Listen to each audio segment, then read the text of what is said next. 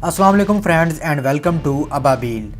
दोस्तों, ये किसी 8वीं पास की दास्तान नहीं है, बल्कि एक ऐसे लेजेंड पाकिस्तानी बमबार पायलट की दास्तान है जो एक हीरो तो बना, लेकिन आज तक कम ही लोग इसका नाम जान सके और ये हीरो तारीख़ में गुमनामी में ही दफन हो गया।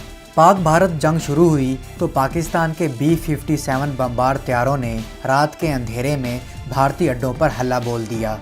बमबार तैयारे आमतौर पर बहुत भारी भरकम होते हैं और वो दुश्मन की तोपों और तैयारों से बचने को ज़्यादा फुर्ती नहीं दिखा पाते, इसलिए उनके हमले रात के अंधेरे में होते हैं और ये तैयारे ज़मीन के पास पास रेडार की निगाह से बचकर उड़ते हुए अपने हदफ तक पहुंचते हैं और हदफ पर पहुंचकर यकदम तैयारा ऊपर खींचकर हदफ पर डाइव करते हैं और एक ही हमले में अपने तमाम बम गिराते हुए दुश्मन के होशियार होने से पहले उसकी तोपों की रेंज से बाहर हो चुके होते हैं।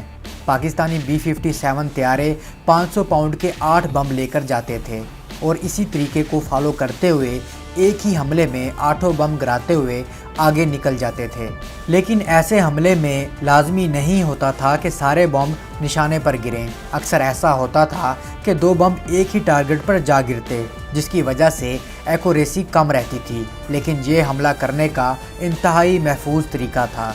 लेकिन भारतीयों की हैरत के इंतहा ना रही जब जंग की पहली रात आदमपुर एयर बेस पर एक अकेले B-57 तैयारे ने हमला किया। लेकिन ये तैयारा और उसका पायलट कोई आम पायलट नहीं था। तैयारा पहले गोते में आया और सिर्फ एक बम गिरा कर आगे बढ़ गया। भारतीयों का पहला रिएक्शन यही था कि बाकी बम किसी खराबी की वजह से नहीं गिर सके, लेकिन वो हैरान रह गए जब बमबार तैयारा दोबारा घूमकर वापस आया। उसने फिर गोता लगाया और एक और बम ताक कर एक और निशाने पर गिरा कर आगे निकल गया। इस दौरान भारतीय तैयारा शिकन तोपों ने हवा में गोलियों का जाल बुन दिया था, लेकिन बमबार तैयारे के पायलट को कोई जल्दी नहीं थी, ना ही उसे अपनी जान का कोई खौफ था। वो फिर वापस आया, एक बम एक और निशाने पर इंतहाई एक्यूरेसी से गिराया और आगे निकल गया। यूँ इस बमबार तैयारे ने हर एक बम को गिराने के लिए अलग से वापस आकर गोता लगाया और बम को पूरे गौर फिक्र के साथ ताक कर निशाने पर फेंका। इस तरह इसने अपनी जान को ख़तरे में ज़रूर डाला था, लेकिन उसके 8 बम 8 इंतहाई अहम हदफ तबाह कर चुके थे।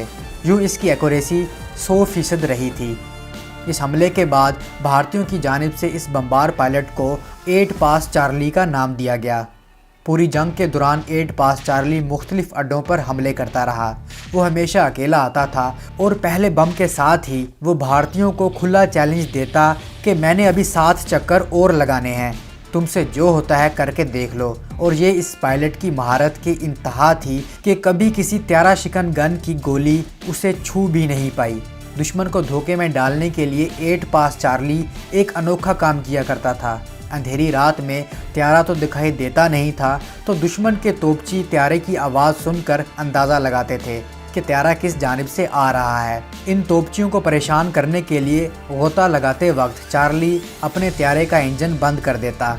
अगरचा इसकी वजह से तैयारा संभाल पाना बहुत मुश्किल हो जाता, लेकिन भारतीय तोपचियों को तैयारे का पता उस वक्त चलता जब वो बम गिरा चुका होता और उसके बाद वो इंजन ऑन करके पलक झपकने में ही उनकी रेंज से बाहर निकल चुका होता था। एक भारतीय पायलट पैडी रिल के 8 पास चार्ली के बारे में अल्फाज ये हैं: मैं उस पाकिस्तानी बमबार पायलट के लिए इंतहाई इज़्ज़त के जज्बात रखता हूँ जिसे हमारी ज़िंदगियों का सुकून बर्बाद करना इंतहाई पसंद था।